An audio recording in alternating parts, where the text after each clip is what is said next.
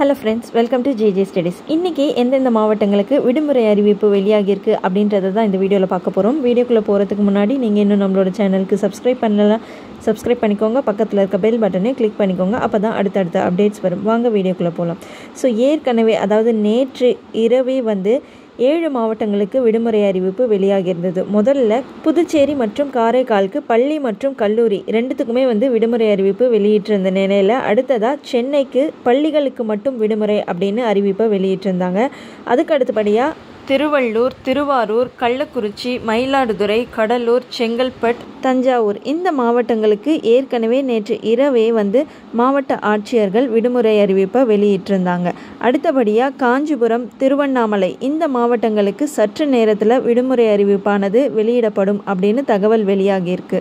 ஏன்னா அதற்கான ஆலோசனை இப்போது போயிட்டுருக்கிறதா தகவல் வெளியாகியிருக்கு. ஸோ நீங்கள் எந்த மாவட்டத்தில் இருக்கீங்க, உங்களோட மாவட்டத்தில் இப்போது கனமழையானது இருக்கா இல்லையா அப்படின்றத மறக்காமல் கமெண்ட் பாக்ஸில் கமெண்ட் பண்ணுங்கள். ஸோ இன்றைக்கி மட்டும் இல்லாமல் அடுத்த வரப்போகிற நாட்கள்லேயும் கனமழையானது தொடரும் அப்படின்னு வானிலை ஆய்வு மையத்திலேருந்து தெரிவிச்சிருக்காங்க. அதாவது அக்டோபர் 25ஆம் தேதி தான் புயல் உருவாகி வலுவடையக்கூடும் அப்படின்னு தெரிவிச்சிருக்காங்க. ஸோ இன்றைக்கி 8 மாவட்டங்களுக்கு விடுமுறை அறிவிப்பு வெளியிட்டிருந்த நிலையில் வரப்போகிற நாட்களில் இன்னும் கனமழையானது தொடரக்கூடும் அப்படின்ற காரணத்தினால அந்த மாவட்டங்களுக்கு விடுமுறை அறிவிப்பு வெளியாகும் அப்படின்னு எதிர்பார்க்கப்படுது.